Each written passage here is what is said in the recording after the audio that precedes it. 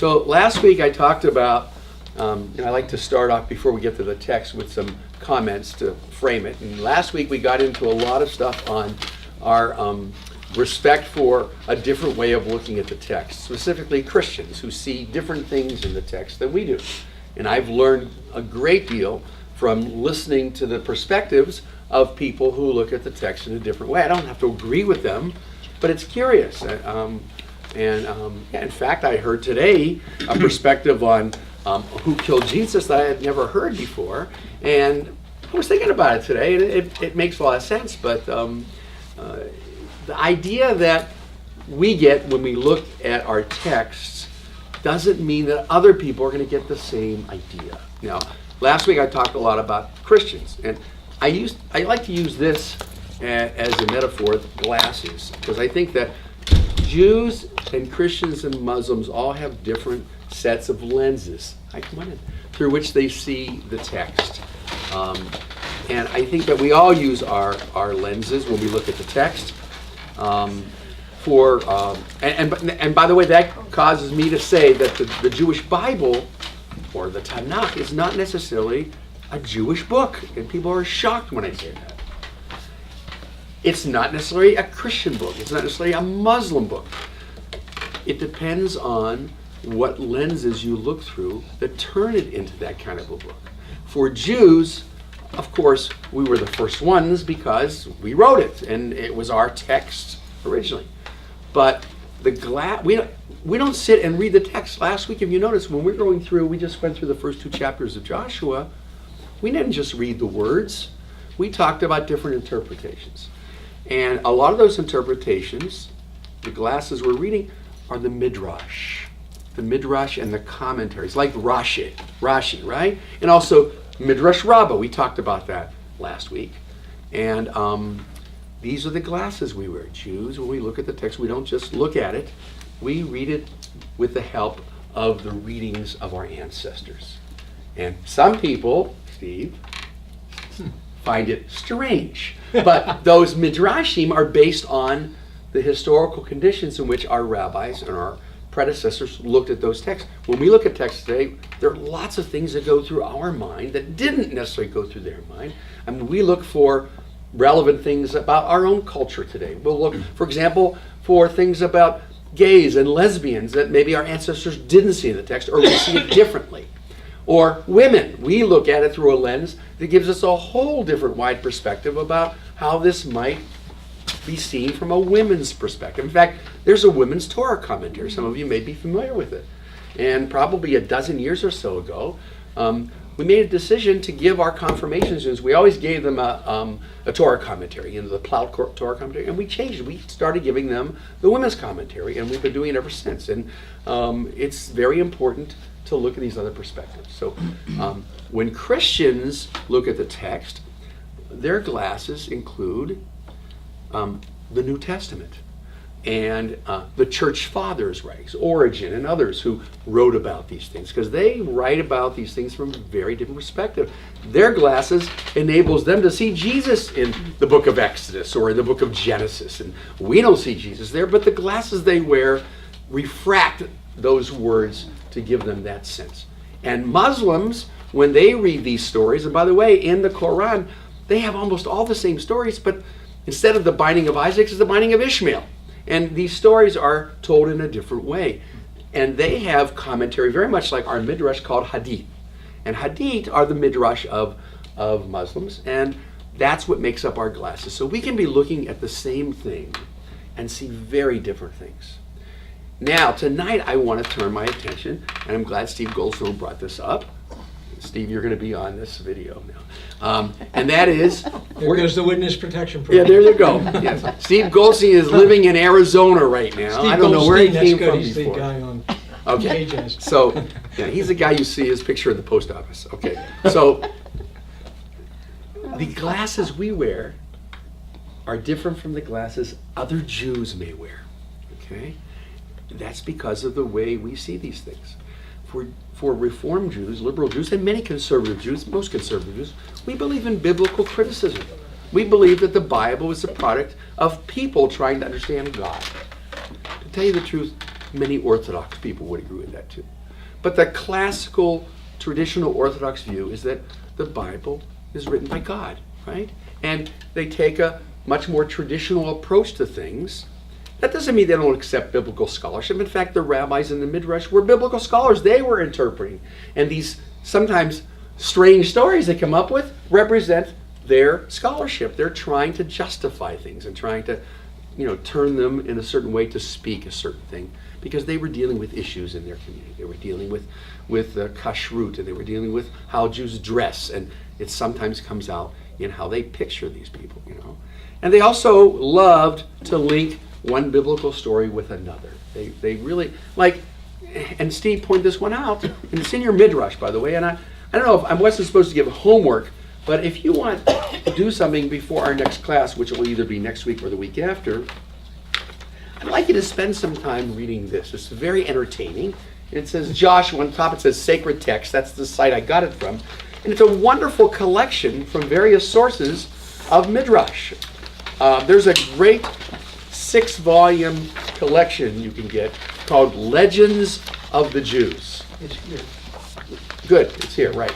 Legends of the Jews, it's 6 volumes, and very much like this. And someone has compiled these Midrash, and it reads in a linear way, and it's very different in many ways than the actual biblical stories, although it follows the biblical stories.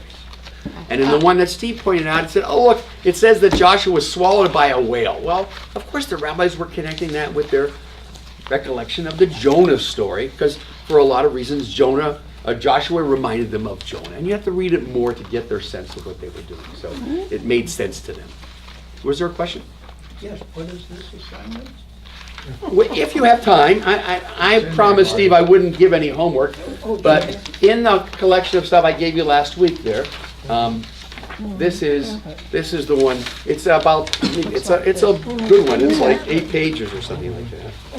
It's called Joshua. It starts off with the servant of Moses, but it's terrific, fanciful stuff, and it's great. So I like to exercise the same sensitivity with other Jews, what's called intra-faith relations, as opposed to interfaith, intra-faith, between Orthodox, Reform, Reconstructionist, Conservative, to approach the Bible. The Jewish approach to Bible to me is scholarship with divinity, okay? A balance. When we take the Torah out of the ark, we sing a song and we end it by saying, Al pi Adonai biyad Moshe. And you know that one we're carrying around, right? Al pi Adonai biyad Moshe. And at Bet Shalom, we have 3 Torah scrolls. On the left one and the right one, we have it embroidered. On this one it says Al pi Adonai, and the other one says biyad Moshe. And I love when we explain this to congregants, because Al pi Adonai means what? From the mouth of God. From the mouth of God, right. So that's sort of saying, oh, this is from the mouth of God. But Biyad Moshe means Written by Moses. by the hand of Moses, right? And so I had one assistant rabbi once who says, I don't really believe any of this God stuff. I said, okay, so you can take out the Al Pi Adonai, the Biyad Moshe Torah and carry that one around. I'll carry the other one. So, it lends itself to a great illustration of this balance, because it's the same Torah. I mean, every Torah scroll is the same. We use them on different occasions. Think of the gates of prayer. I missed some of the prayers in that book, and there was one great saying you probably remember, because it probably struck you as it struck me. Pray as if everything depended on God. Act as if everything depended on you. Again, there's that balance of the divine and the human. This is a Reform liberal approach to life, but it's not just Reform. You find this in Orthodox writings as well. And that's why I think that we Reform Jews tend to be a little biased sometimes and want to lump all Orthodox Jews together, just like many Orthodox Jews want to lump Reform Jews together. And I think we have to work on that. Yes? I'm just going to bring this up. I love that you say we should be all inclusive and read through glasses to be inclusive, but I know myself, from Easter coming up, you'll have Bach. They'll go to, St. Matthew's Passion, which is all about the story of Christ. Right.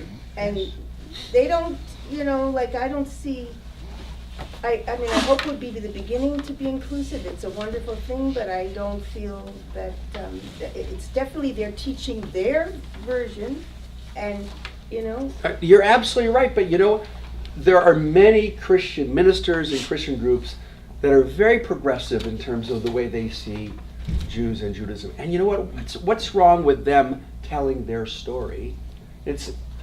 Where are you talking about? Where do you see this?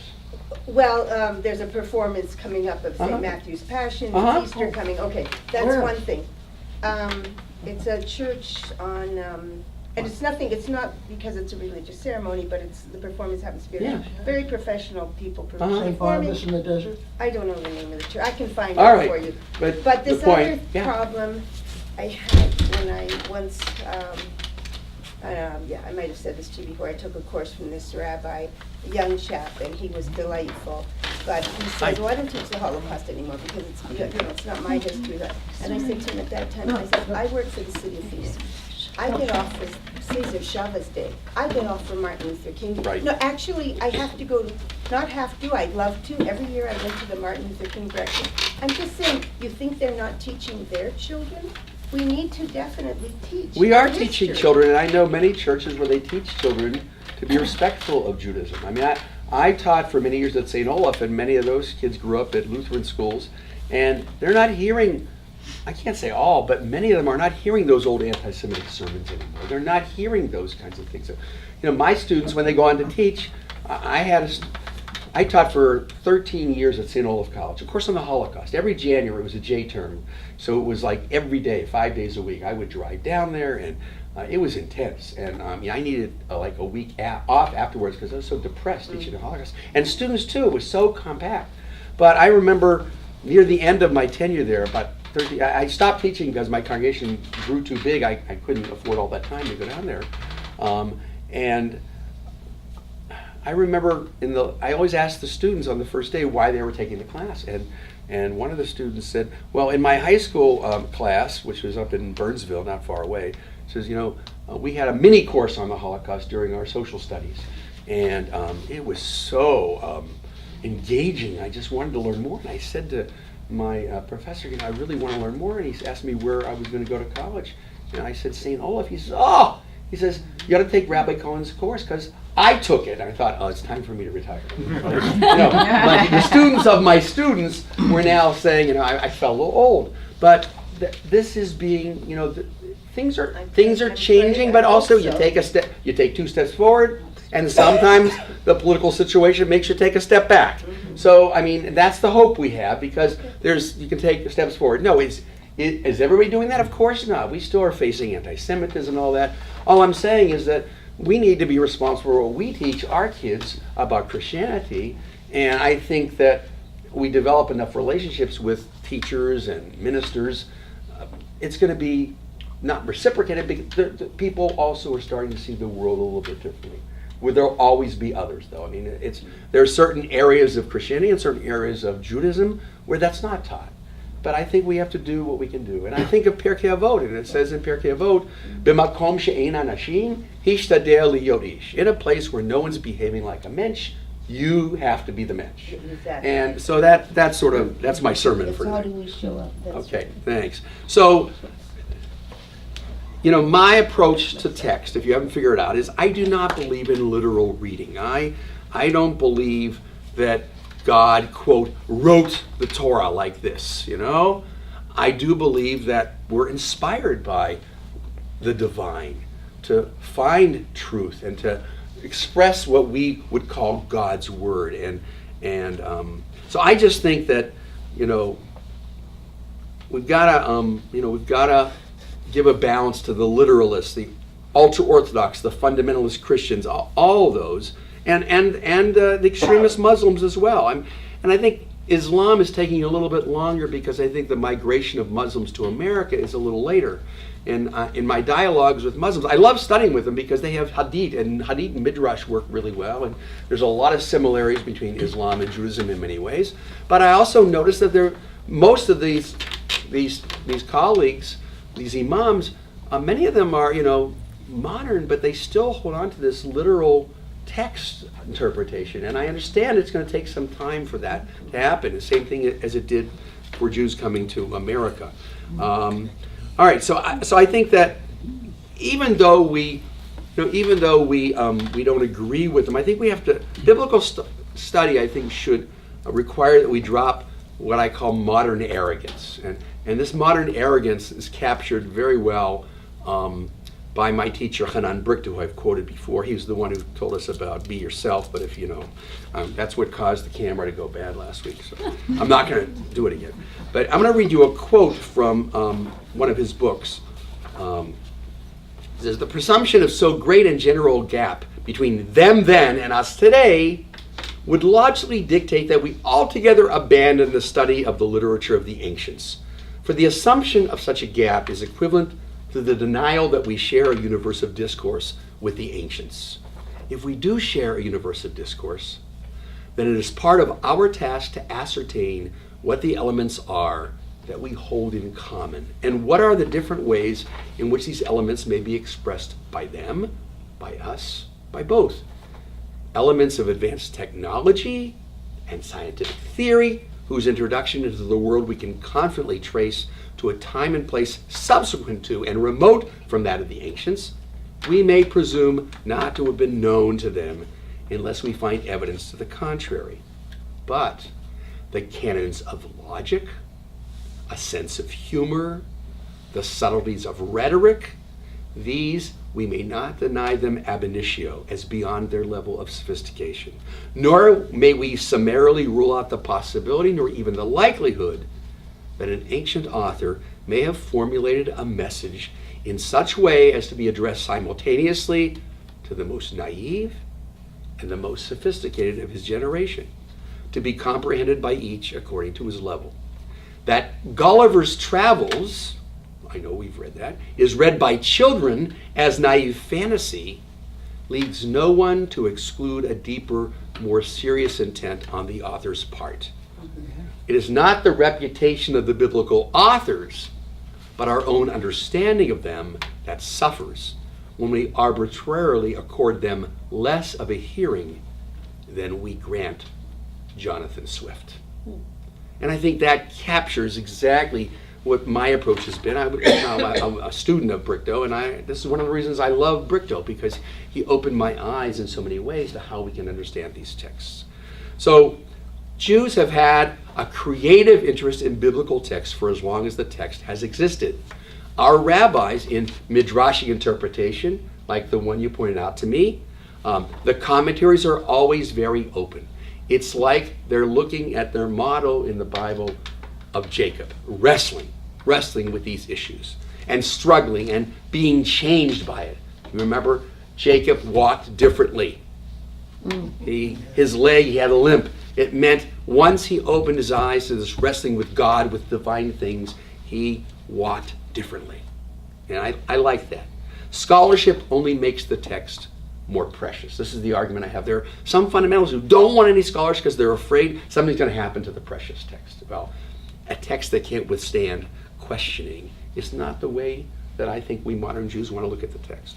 In fact, 2,000 years ago, the rabbis came up with this great sort of model of biblical study. And we've been doing it already in the first 2 chapters.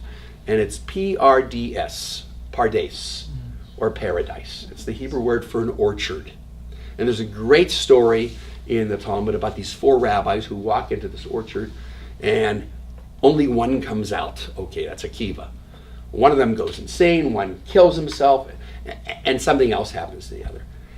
He becomes a what?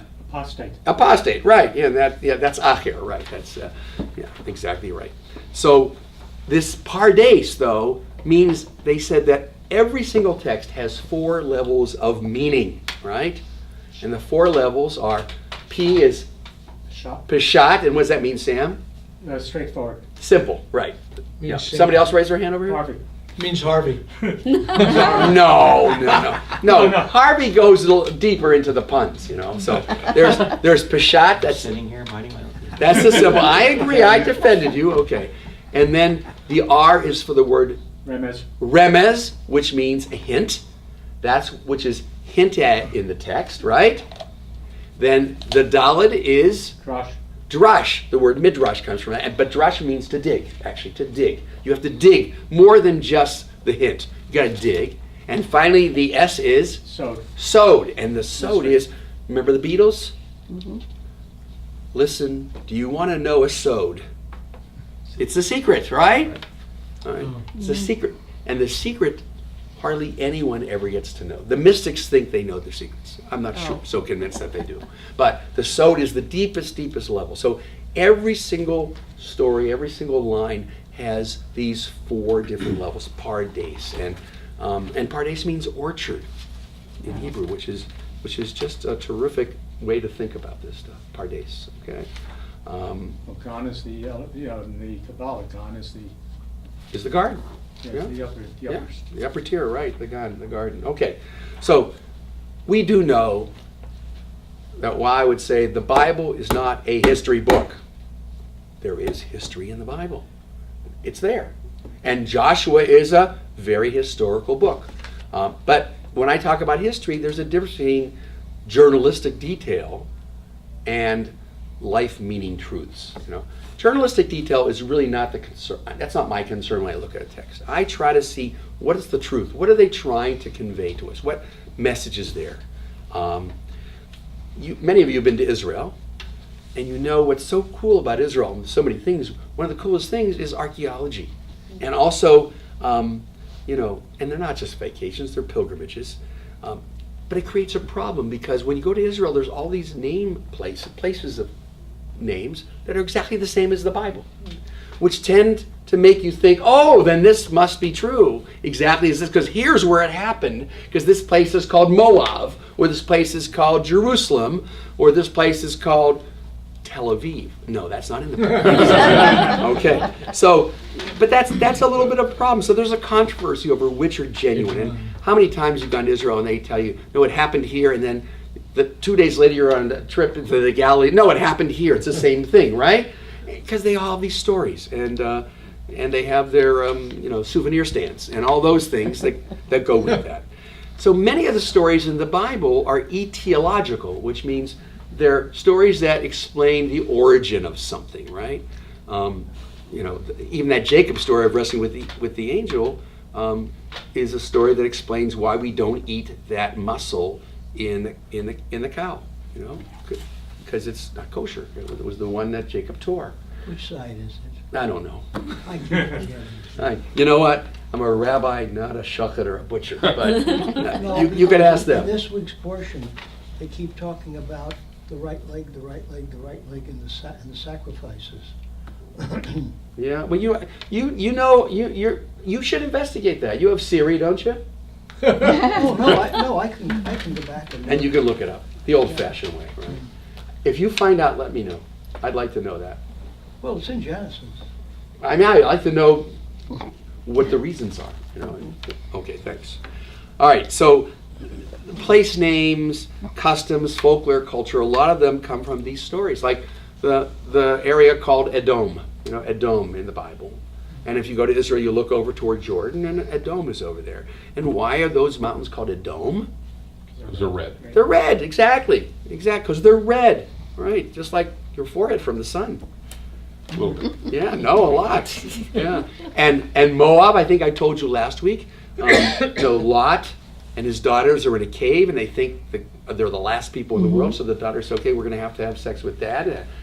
Don't turn off.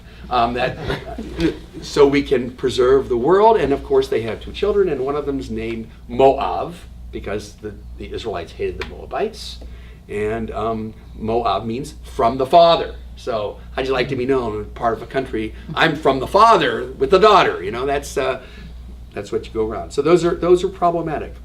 And then there's another approach, which I think some of you probably studied in college if you took biblical studies or the Bible as literature. That was a big class, right? And there's the documentary hypothesis, right?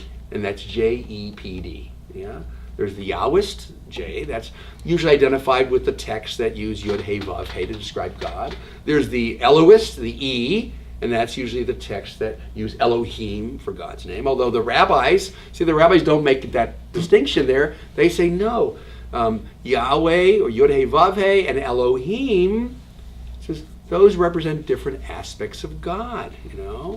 Elohim being the strict justice God, and Adonai being the compassionate, immanent one. And so they saw that people had different views of what God is. And Yod He Vav He, does anyone know how that's pronounced? Yod He Vav He. No, Only the Kohen it's Gadol. unpronounceable. The only one that should know is like the descendant of the Kohen Gadol, because the Kohen Gadol way back then knew how to pronounce it, and he said it how many times a year? Once a year. What day did he say it? Yom Kippur. Yom Kippur. Where did he say it? In the In the Kodesh Kodeshim, in the very central part of the tabernacle and in the ancient temple, by the way, and he was the only one allowed to go in there, so I'm wondering how they could find someone to go in and keep it clean. It must have been filled with cobwebs, He went in once a year, and he went in there, see the things that we rabbis wonder about, it's heretical, right? So he went in there once a year, and he said the name, the ineffable name, which means it can't be pronounced, on behalf of the Israelite people when asking for God's compassion and mercy on that one day as God is balancing the scales. So how might we think it's pronounced? By things we hear in our culture, right? Did you ever hear of a religious group? Of course you have. They knock at your doors, right? Jehovah's Witnesses, right? Yeah. Yeah. They say Jehovah. The joke is on them because they take the consonants, Yod He Vav He, which have no vowels, and they take the vowels of Elohim, which is the other word, because Elohim, Jehovah. So that's not, we know it's not Jehovah, right? Well, they're being creative. They're being creative, yeah. It's almost like the Ani haya, hoveh, v'yihiyeh, right? Hu haya, v'hu hoveh, v'hu yihiyeh, you know the song? I think it's the Yigdal, right? Yeah. He was, he is, he will be. Okay. That's Maimonides' Principles of Faith. And we also know that some people say Yahweh, right? Yahweh. I don't think that works either. No one really knows. My dad did not tell me how it's pronounced, so it's not in this generation. Rabbi Brichto, once again, who had a great sense of humor, he says, I would guess, the best guess we can make about Yod He Vav He Yehu, right, is when you're calling upon God, what would you say? Yoo-hoo! What would you say? And that was his way of saying, we just don't know how to call on God. So, very good. You know that when you quote something in the name of a deceased scholar who taught you, the Midrash, the rabbis say, when you say something in the name of someone who taught you something and they're deceased, his lips move gently in the grave. That is one of my favorite Talmudic teachings. It's just a beautiful image that you sort of keep him alive, right? Or you bother him in his sleep. And with Rabbi Brichto, I like to do both. So that's it. Is that true with your relatives as well? Yeah, they taught you. Did they teach you? I'm saying. Okay, so when you mention it, you're keeping them alive. Yeah, exactly. So that's a wonderful teaching about life after death. So those are the and the last. Oh, then the P is the priestly writer, and of course the priestly writer is responsible for what book of the Torah? Leviticus, right? The Levites, right? And a lot of the parts that talk about how the priestly class has power and whatnot, because we know that the Levites weren't the original priests. The original priests of Judaism were who? Who were supposed to be the original priests? firstborn. The firstborn. The firstborn of every family, right?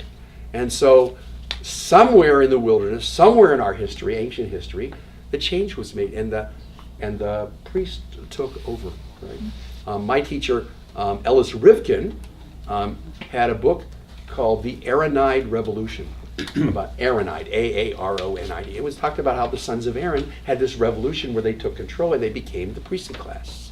And how do we know about the fact that the firstborn were supposed to be the priests? Because you have to buy them back. You have to buy them back. What's that called? Pidyon Haben. Pidyon Haben, or when I was a kid it was called the pig in the pen, right? Right. Pidyon Haben is when you have a firstborn and you're not a Levite, and you're not a Kohen, because they're still priests. But if you're a Yisrael, which is the majority of Jews, you go to someone who's a Kohen and you buy back your firstborn 30 days after they're born. It was only for a boy. With 5, what? Is that because the firstborn of a non-Cohen or Levite Would have served. Yeah, didn't the parents want their child to be? No, they didn't anymore because the Levites did. So somewhere the Levites took that job, I see. but this is a residual reminder that it wasn't always that way. That's what It's the another source of revenue. Yeah, No, only for the priest. Only for the priest. That's what I'm saying. Oh, okay. There's all also right. one group though, within the Levite tribe, there's only one group, Yeah, the Kohens, the sons of Aaron. the Kohathites. Oh, Kohathites. Yeah, Kohathites.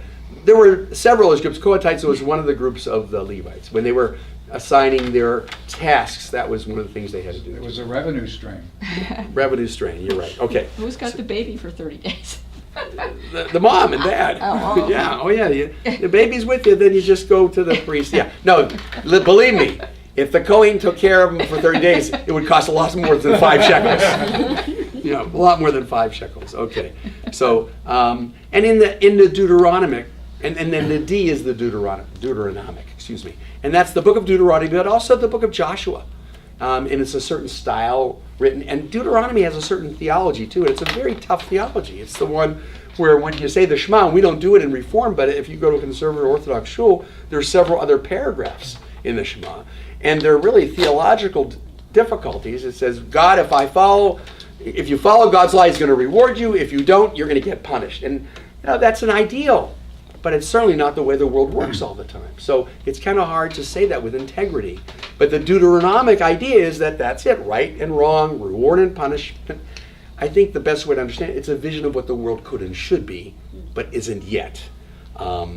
So that's it. I think we're going to stop there and do some text because I'm going to save some more of this. This is nice material to give as a background. You thought you were signing up for Joshua, you really also signed up for Rabbi Cohen's Bible understanding. So, passing on to you what I've learned. So. All right, so let's open to Joshua, and tonight I'm going to use some of the Midrash, which is terrific stuff as we go through. We were in chapter 2 with Rahab, right? Mm-hmm. And how far did we get? She already told the bad guys to go looking for the other guys and sent them in the wrong direction, right? And she hid them. And did we get to the part where she makes the agreement about protecting her family? Yeah. We got to 17. Yeah, I think We got to verse 17. Thank you very much. What's that? Can we go all the way to 3? No. No, I don't think we got all the way to 3. Did we? No. No, we didn't. No, because we didn't get to all the stuff about the scarlet thread. By the way, what does that remind you? There was a scarlet thread, right? That she was going to use as a story. Those who weren't here, you just have to sort of catch up. Okay, so let's go back a little bit because we talked about how she already knew about the Israelites because of what God had done with the plagues and the splitting of the sea, right? And this is what God said, I'm going to do this so the whole world will know that I am God. And apparently it worked.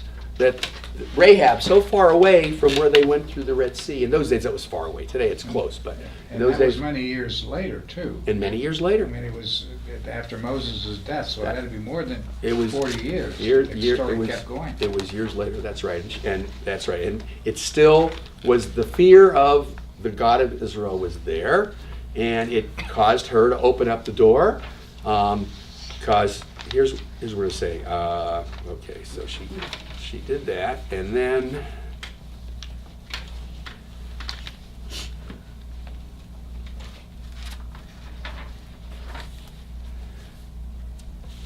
okay. And as soon as we heard, our hearts melted. Okay, that's in verse 11. And they heard about Sichon and Og, who were completely destroyed. Genocide. We talked about that last week, right, Marty? Marty? Remember the genocide thing that you talked about last week? Yeah. Yes, Sichon and Og completely destroyed. So, That's the whole book. yeah, I know. Therefore, yeah, that's right, it is. As soon as we heard, our hearts melted. Nor did there remain any more spirit. The word there, any more spirit. What is that? Ruach. Remember Ruach? Yeah. The word Ruach from the creation story? Ruach Elohim, the Spirit of God, was breathed into every human being. She said, and it says there, that nor did there remain any more spirit in any man because of you. For the Lord our God, He is God in heaven and on earth below. This sounds like a conversion, isn't it? Sounds like she's accepting the Lord of Israel. Sounds like Mary Magdalene. I don't know, really. You know, she suddenly gets religion Okay, right. from her former occupation. Well, Mary Magdalene, Migadel, means she was a hairdresser. Yeah. Migadel, she made made it greater, the hair. That's what it said. Okay, but I know what you're talking about. Right? Okay. Yeah, there's a great movie, by the way. Not The Passion of the Christ, but The Last Temptation of Christ. If you've never seen it, it's fabulous. Willem Dafoe plays Jesus. And it's based on the Greek author Nicholas Kazantzakis, I think he wrote it. The Last Temptation of Christ. If you haven't seen it, it's a great, great, great movie and great book. A real human Jesus. So she says, there did not remain any more spirit, even to lie with a woman. She was worried there wouldn't be any more people. Customers. What? No more customers. This was evident to Rahab because, as the rabbi said, there was neither prince or ruler who had no relations with Rahab the harlot. She was 10 years old when the Israelites departed from Egypt, and she practiced harlotry for 40 years. The sexual manly impulse was absent in the face of imminent danger to one's person. Thus, ruach is explained in the sense of desire. So here's the rabbis talking about what do she mean by ruach? There's no spirit. And this related to who she was, and it related to the fact that psychological things affect sexual power and sexual abilities, right? Okay. For the Lord your God, He is God in heaven above and on the earth below. Here Rahab expresses her monotheistic convictions. Isn't it interesting? Before the Israelites are even in the land, she has these monotheistic convictions, denying the existence of any other deity, either in heaven or on earth. Upon this our sages comment, said the Holy One, blessed be He to Rahab, your acceptance of my existence on the earth, which you see is understandable. But why did you accept my existence in heaven, which you do not see? For your great faith, your descendant Ezekiel, look at this, the rabbis are saying Rahab is the ancestor of Ezekiel the prophet. Will see that which other prophets will not see. Anybody ever read Ezekiel? Yeah. Why? Very strange, unusual visions. What? Isn't the one with the bones? The bones The resurrected, but flying also saucers. flying saucers. It's very strange. The Yeah, wheel way yeah. up in the Chariots air. of fire. Way in the Chariots of fire, right? Running by There's river. chariots. Heroin? Well, you know what, Harvey, I'm glad you brought that up because as we learned it, some of the professors said whatever mind-altering drugs were available, it's likely that Mushrooms. maybe Ezekiel had used them in his writing. And they grew by the river. And they grow by the river. There you Or go. he saw his vision. So the heavens opened and I saw visions of God. So he's saying because the Rahab said you're God on earth and you're God in heaven. So he says, well, I know you might think that I'm God on earth because of what you've seen, but how do you know I'm God, the God in heaven? Because you understand that your descendant will see these heavenly visions that no other prophet can see. I love how they close the holes and they connect these different parts of our texts and our history and our people, our ancestors. This is just such a work of art. So, and we heard from a distance and our hearts melted. And there remained no spirit of bravery in any man to rise up against you when you drew near. For all know that the Lord your God, He is God in heaven above and on the earth below, and who can defeat such a mighty God? Azulai explains this passage in conjunction with the Midrashic account that when the Canaanites heard that the Israelites had fled Egypt and were headed for their country, they chopped down all the trees and destroyed all vegetation and buildings, so that the Israelites would come upon a desolate land and derive no benefit therefrom. You remember when Israel left Gaza? And they left factories and homes and gardens and plants and didn't touch it, and they left it for the opposite of what the Canaanites, the pagans, did. So there were Jewish values in action at that point. Okay.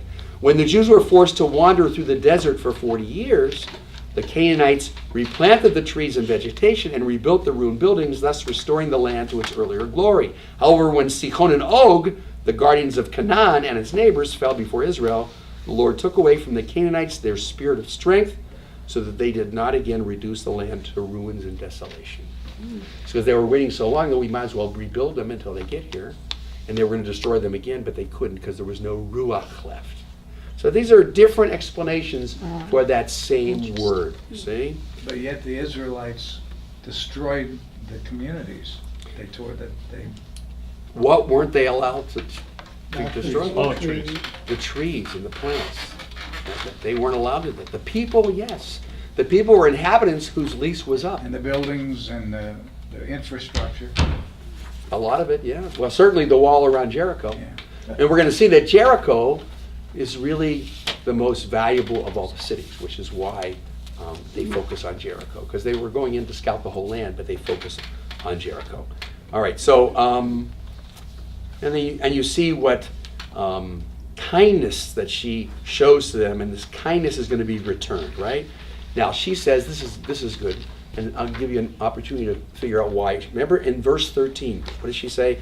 And you shall, here, I pray, swear to my, that since I showed you kindness, that you will also show kindness to my father's house and give me a true token. And you shall preserve alive my father and my mother and my brothers and my sisters and all that they have, and you shall deliver our lives from death.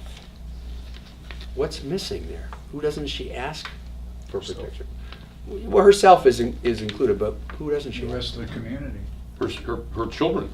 Her children and her husband. Maybe So- she didn't have one. Here's the explanation. Being a harlot, Yeah. she had no husband. Right. She also had no children. She had no children. Therefore, she begged for the preservation of her father's household. Okay? Yeah. All right. And they say, our life for yours. Our life instead of you to die. We will risk our lives to save you should anyone attempt to kill you or any of your family. So this is their promise. If you will not tell, plural form to include her father's house. This condition was necessary lest strangers become aware of this oath and take refuge in Rahab's house, posing as her relatives. In such case, it would be impossible to slay anyone for fear of violating the oath. And she let them down by a rope through the window. We're getting to the point where we're going to pick it up again. By the rope. By this very rope and window, the sinners would ascend to her. She said, O Lord of the universe, with these have I sinned, with these forgive me. There's poetic license there. With the very same articles wherewith she sinned, Rahab now repents through this act of kindness. What are those articles? The rope, the ladder, the entrance. These were the things where all the harlotry went on. And so she says, by the sin, I'm redeemed. Okay. Can you think of another example of this in the very opening of the Bible in the creation story? What causes the sin? I mean, Adam and Eve. Yes. The forbidden fruit. The forbidden fruit. I'm glad you said that.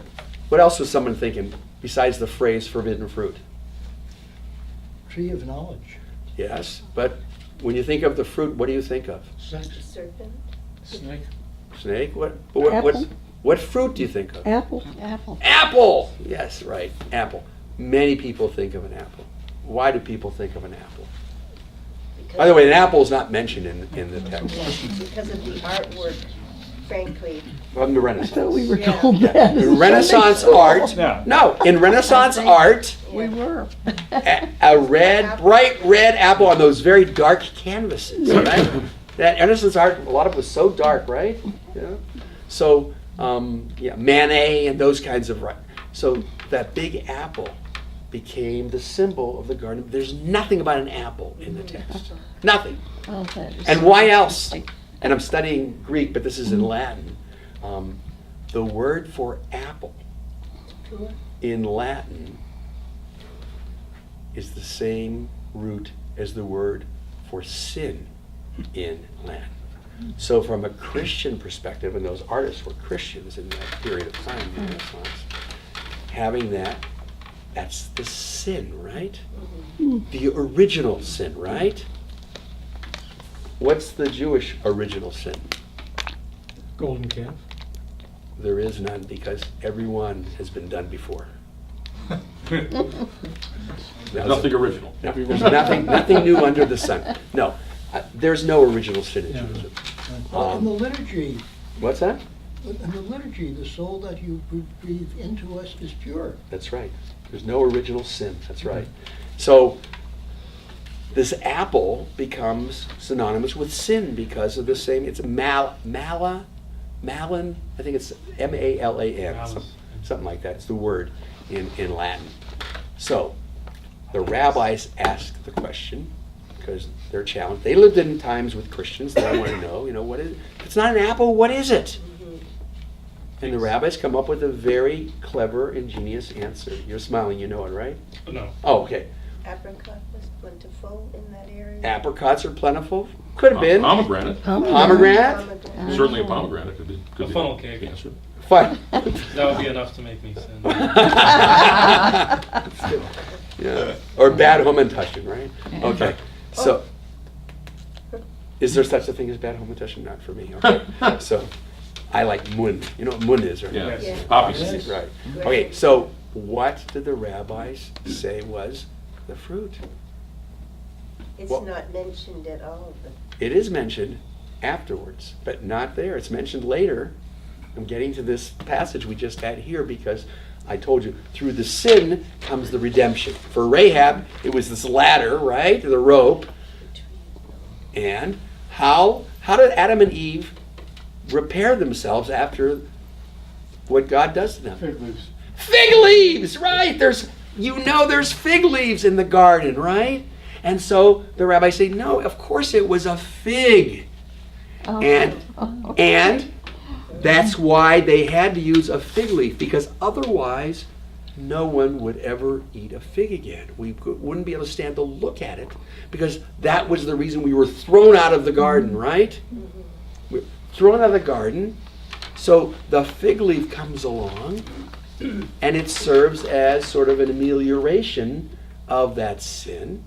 So the fig tree redeems itself by providing the remedy to the situation that they have of knowing that they're naked. Brilliant. Brilliant. So let me ask you something else while we're at this. And by the way, that's what in Rahab, it's the same principle. It's the same principle we have with Rahab. Let me ask you one other thing. There was a consequence of our disobedience to God. It wasn't a sin so much. The sin was that we couldn't obey, right? By the way, how many commandments did Adam and Eve have to obey? One! Just one, right? No, that was later. No, the commandment was not to eat of the fruit of the knowledge of good and evil, right? Our awareness of right and wrong, right? We were innocent. We were naive until this happened. That's what broke the spell. We couldn't live in that utopia. It's no place, that garden, and we had to live outside the garden. So Rahab lives on the outer wall. she lives on the outer wall. That's true, right on the edge, in between. Okay, I like that. I hadn't even thought of that's a terrific one. So, but what was the consequence? I mean, what would have happened? They had to work to eat. They had to work to eat, but also, what was a consequence? What happened? The original sin for Christians is that we live in sin and we have to be redeemed, right? Mm-hmm. But for Jews, before we ate of that fruit, of that fig, we would have lived forever. Mm-hmm. Death is the consequence of that. Living outside the garden where there's no death, we entered a world where death would one day occur. And how did the rabbis get that? Because it says, they asked her, what did God tell you? Remember the serpents? It says, oh, if we eat or even touch the tree, we will die, right? Something like that. And the serpent was clever and knew that that's not what God said. What God had said is, on the day that you eat of the fruit of the garden, you will surely die. Now that's different, isn't it? you will. So in other words, if you didn't eat of it, you wouldn't live die. forever. But on that, because they ate of it, they didn't die that day, did they? No. No, because that's not what God said. God said, you will surely die. But if you hadn't eaten it, you would not have died. So it's a little semantic thing the rabbis play with. Yes, you had a Wasn't question. the other consequence that childbirth would be very painful? That's correct. Childbirth would be painful, and man would have to toil by the sweat of his brow. That's right. Man and woman. Yep, that's right. Man and woman. Well, then maybe from that comes the Christian idea of afterlife. When you are redeemed, you will not die. You will live forever in heaven. In Jesus, you live forever. That's right. That's right. Yeah, exactly. And even me. It's a similar idea. There are different paths and there are different theological structures. You're right. But listen, religion, and this was my teacher, Alvin Reinus, the philosopher, and, who said that religion is one of the ways in which we deal with finitude. Finitude. Yeah, As the opposed to infinitude. the recognition that we're finite. That we're recognition that we're not going to live forever. Because that's the driving force in human nature. And we realize it at different times. I mean, when we're kids, we don't even think about that. As we get older, we think about it more and more. We go to our friends' funerals. We realize, what are we going to do with the remaining time, however much it is? And it's a powerful, powerful force. And that's what that creation. All right, I'm off topic, but that happens a lot. What time is it? Let's take it. Well, I do that every time about the same time. Let's take a little break until 8 o'clock. Okay, so let's go. Let's continue. We were now on verse 17. I'd like someone to read here. Anybody? I will. Okay. But the men warned her, "We will be released from this oath when you have made us take." Which you have made us take. Yeah, unless, when we invade the country, you tie this length of crimson cord to the window through which you let us down. Bring your father, your mother, your brothers, and all your family together in your house. And if anyone ventures outside the doors of your house, his blood will be on his head, and we shall be clear. But if a hand is laid on anyone who remains in the house with you, his blood shall be on our heads. And if you disclose this mission of ours, we shall likewise be released from the oath which you made us take. She replied, "Let it be as you say." So I apologize. There was a non-disclosure agreement. Yes. Right? A significant one. Right before we started in verse 16, remember, and this is important, stay there in hiding 3 days, right? 3 days. This is a repeated thing over and over and over again in rabbinic literature, in religious literature. 3 days is the amount of time that the men had to stay away from their wives before Moses went up on the mountain to get the Ten Commandments. 3 days is also, in Christianity, the time between the death of Jesus and his resurrection, Friday to Sunday. And they got that in rabbinic literature. It says when the Messiah comes, 3 days later, the resurrection will occur. So this 3 days, Jonah is in the belly of the fish. 3 days, right? 3 days. Wasn't it on the third day that the violators of Dinah were killed? Yes, by her brothers? 3 more days too, right? That's right. Okay. Schneerson missed it though. What's that? Schneerson missed it. Schneerson missed it? How'd he miss it? He didn't come back after 3 days. Well, there's, Sam's Some people are referring. still waiting. No, Sam is referring to something that's significant. It's more time goes by, it becomes less likely, but there's a big split among the Lubavitchers. Some of the Lubavitchers, when the Rebbe died, you're getting me away from the text here, Sorry about that. That's all right. Like Yeah, you always but I can't resist Like because you always do that to me in class also. yeah. So the Lubavitchers, when the Rebbe died, there were many that says, he's coming back. He's coming back. Let's just wait. He's really the Messiah. And what made them believe that? Why did they believe that he was the Messiah? Well, one of the reasons was he was the 7th of the dynasty. Okay. That was one reason. Well, he wasn't of the dynasty. He married into the dynasty. But he was number 7. Okay. Of Number the- 7, of the- right? of the 7. Lubavitcher Creation Rebbe. story, right? Okay. Why else? And he did marry into it. That's true. Why did he marry into it? He had the opportunity. To fulfill. Because the Rebbe before him, the 6th dynasty, had no sons. Ah. He had 2 daughters. Okay, he had only daughters.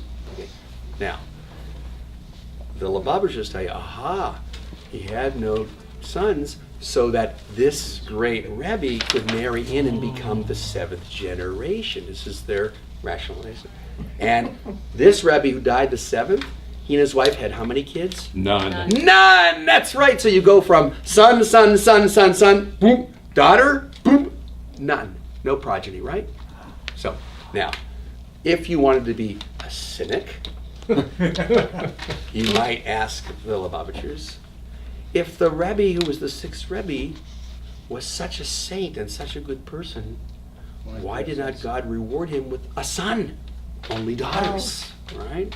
And you could say, and if the 7th was such a saintly guy, and he, by the way, he was a brilliant guy, the 7th was so saintly, why didn't God reward him with children? But they would tell you because he's the Messiah. And that's how this started, since there's no one to take over. This is sort of like Nachman of Bratslav. Nachman of Bratslav was one of the leaders of the Lubavitchers. You've heard of the Bratslavers?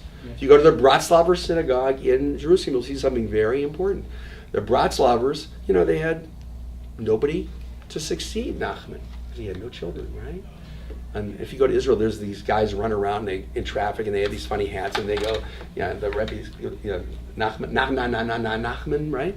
So anyhow, when the Nachman of Bratslav died, they took his chair, and it became a relic. And in the synagogue in Jerusalem, the Nachman of Bratslav's chair is there. It's almost like an idol. They worship it because that's the only thing they left. Another golden calf. Possibly. So this thing about the Lubavitchers, but there's other Lubavitchers. No, he's not a Messiah. We got to find someone else, and etc. And if he doesn't come back, something might happen that we witnessed once before, 2,000 years ago. Christianity was born. So maybe another religion will begin around the Rebbe of the Lubavitchers if he doesn't come back. This is the Messiah, and who knows? But the fact is, the longer they hold on to this, the less Jewish it becomes by mainstream Jewish standards.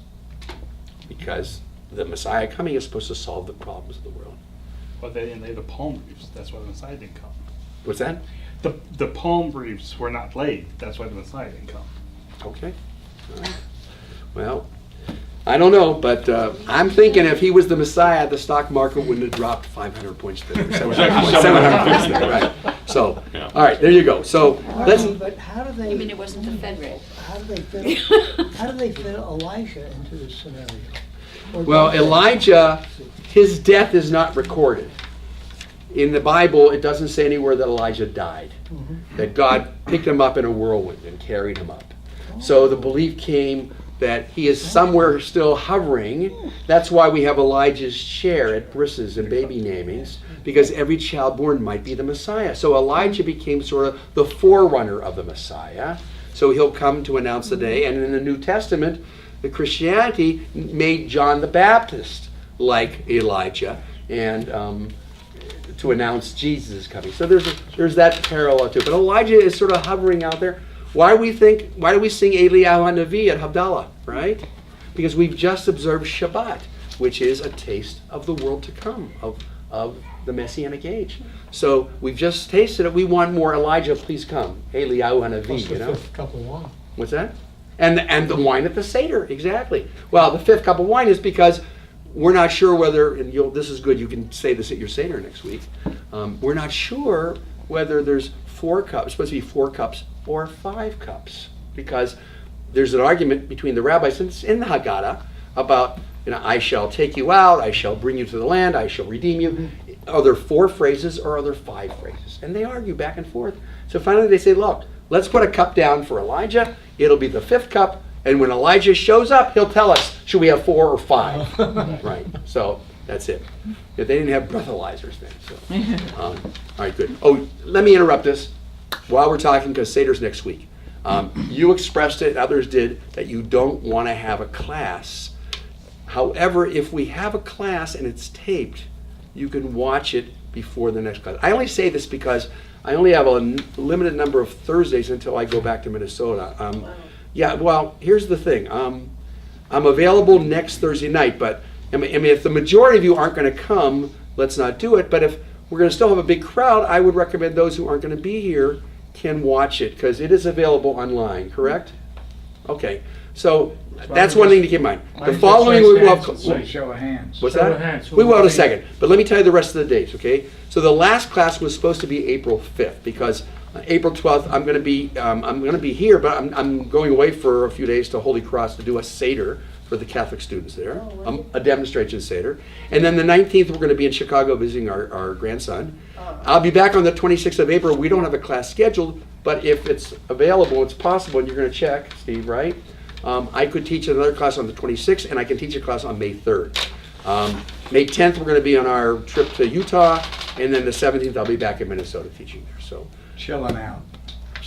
no, I'm getting back on Tuesday. I'm teaching a big class on Thursday. I'm starting a section on Ruth, which is my favorite book in Ketuvim. So maybe I could do that next year. We'll see. Anyhow, so those are things I throw out. The first thing is, how many people would come if we have a class next Thursday night? No. Yeah. Got a Beth or Minion, you have a class. We have a minion. Yeah, I know. I feel bad for those who can't come, but would you try to take a look at the tape? Is it, when you go on the website, how do you get to the tape? CBI has a YouTube place. I could channel. easily, I You give I me missed the link. last week and I watched the video, so I could. Until I told the joke. Right. So I could circulate the link to everybody. I'd like to see last week because I missed it. Okay, it was only 1 minute of it last week. So. So we will have a class next. It looks like we should, right? Because there's not enough Thursdays, so. There are enough Thursdays, right? And then we don't have to add the ones at the end of April and May. So that way I'll teach next week and the following week. So there's 2 more classes. Do you put a cup of water for Miriam? I just have to Yeah. say that for the women. Yeah, I have Miriam's cup. I also have an orange. An orange? An Right, orange. yes. Yeah, an orange. You know the orange? Yes. Okay, good. All right. So the How about next the 2 cup of water? weeks. We're gonna have are class the last next 2 weeks. And then we're done. And then we're done. Water. He says Okay, he doesn't we'll want- miss both of those, but I'll watch. Oh, you Because will? Miriam has a lot to do Oh, with water. I'm sorry. Well, we're going back east for Passover, and then the following week, our university is having a function here Here, okay. that night. so Okay. We'll catch up on the thing. You can catch up on the videos. Yeah. All right, and then I'll see you next year. Okay, all right. Who else missed last week besides Bill? Okay, Yeah. I'll email you the link. Anybody else? Okay, very good. When, you live that? No, you don't live here, do you? You live here? We do. Oh, okay, good. Steve, anything next week? Okay, let's go back to Joshua. Let's read Joshua the rest of the time. Got 15 minutes here.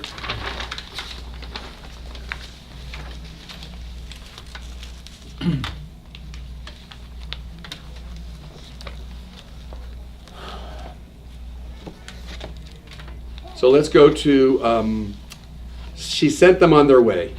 Who was reading? I was reading. Oh, please. She sent them on their way, and they left. And she tied the crimson cord to the window. Okay, I'm going to ask you a question. Why did she tie the crimson cord right away? Why didn't she wait until 3 days when they were coming back? Why would she put the crimson cord out then? Just in case. So that the people would be used to seeing it. So the people would be used to seeing it, and it wouldn't alert anybody that something had changed. So she did it then before, because the other guys are still out looking for these. So she's giving them some time to get away. So this is a good time to put it up, right? And this might be the beginning of that red light district, because then the red light is out there, the red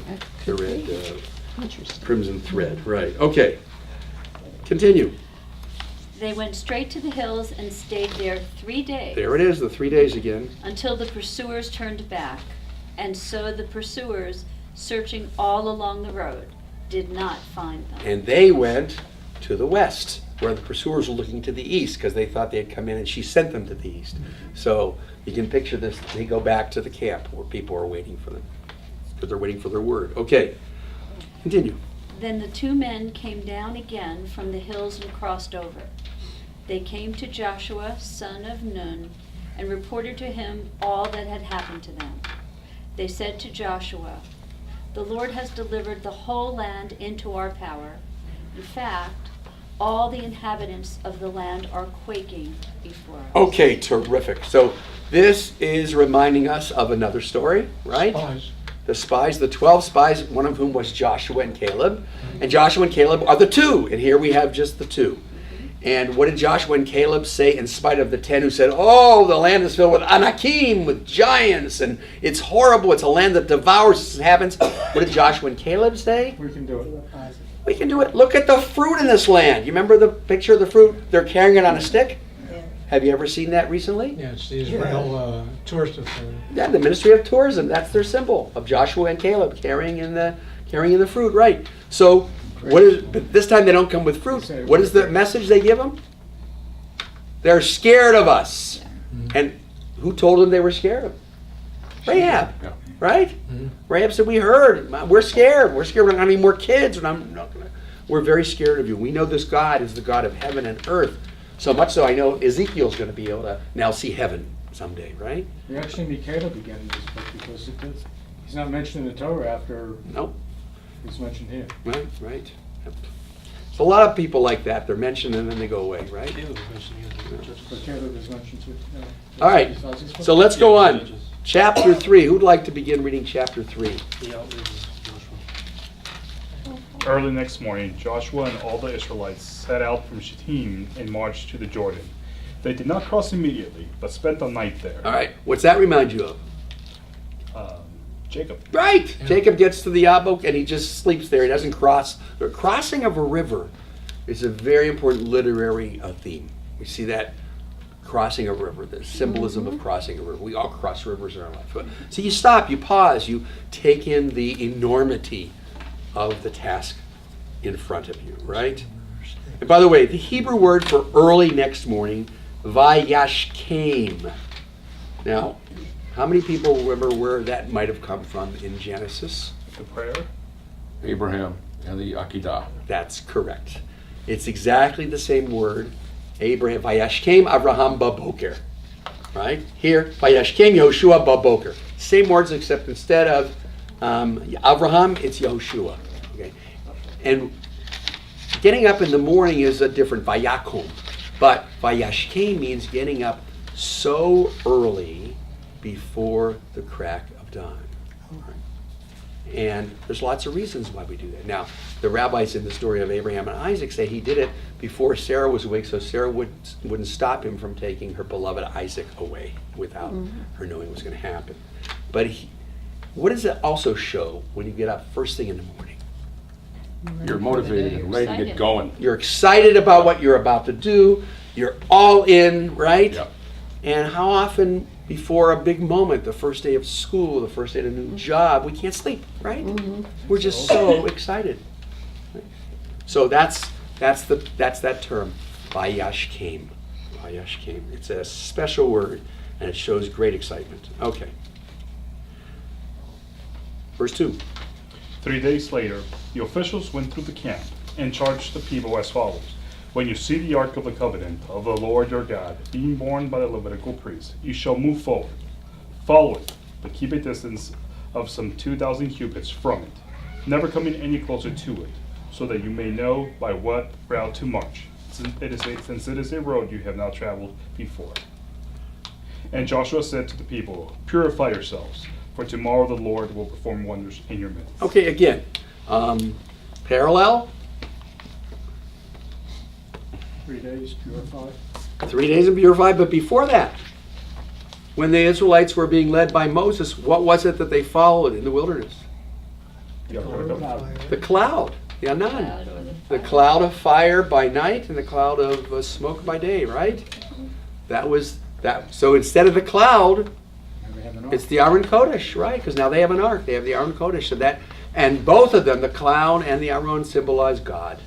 Well, does the Aron Kodesh lead the Levites carrying it? Yes. Is that what's implied? Yes, we're going to see that. Weren't Joseph's bones supposed to be in the ark? Yes. One of the Midrash says that Joseph's bones were in the ark, and also Jacob's, because they were both brought out. I think Jacob was brought out earlier, right? And the fragments of the first two tablets. The fragments of the first two tablets, that's right. The fragments of the first two tablets are kept in the ark, right? Yeah. What does that mean to us today? How can we apply that? Originals. Okay, no, let's think about it. broken tablets, right? Well, repair the world. Well, this is I think my younger daughter's bat mitzvah tour. Okay, so you might know one of the So midrash. She talked about everything having value and taking care of people who may be handicapped or disabled. Broken and elderly. As elderly people become broken, our culture sometimes tells us to throw them away, right? Throw them away. But what this story is saying is even though they're broken tablets, we carry them in the ark with us. And they inspire us. They were something. And that's what they mean to us, that meaning that stays with us. Jacob was buried in Machpelah and Joseph in Shechem. Jacob. No, I think, wasn't Joseph also buried in Machpelah? No. You sure? Okay. Pretty sure it's, in this book it says. Oh, it does? Okay. they Okay, had- then you're right. They Right. took his bones and buried him in Shechem. Yeah, because I know that that Rachel's not buried in Machpelah. No, She died on the road in Bethlehem, right? But I thought there were 4 couples. Maybe some of the midrash says that there's another couple there. I'm not sure. Okay, you probably are right, Sam. I haven't looked at that in a while. So, isn't it liberating to say I don't know? Do it all the time. I told you the Rashi story, right? Yeah, where the guy goes to the rabbi and wants to build a house. Yes. I told you that, Yeah. right? Yeah. Oh, Rashi had the same problem, right?